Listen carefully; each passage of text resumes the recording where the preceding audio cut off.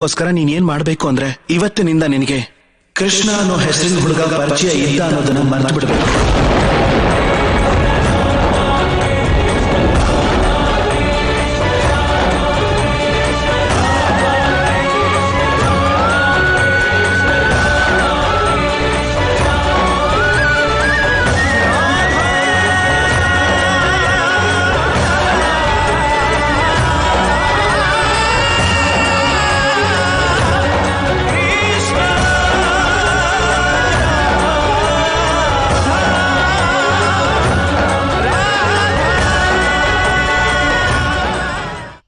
ನನ್ನ ನೆನಪಿನ ತೆಗೆದು ಹಾಕೋದು ಅಷ್ಟು ಸುಲಭ ಅಲ್ಲ ಕೃಷ್ಣ.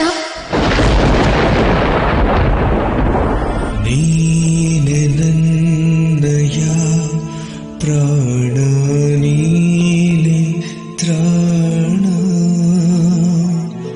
ನೀನೆ ಆಸರೆ, ನೀನೇನೆ ನನ್ನ ಜೀವನ, ಸನಿಹವನಿ ನೆನಪು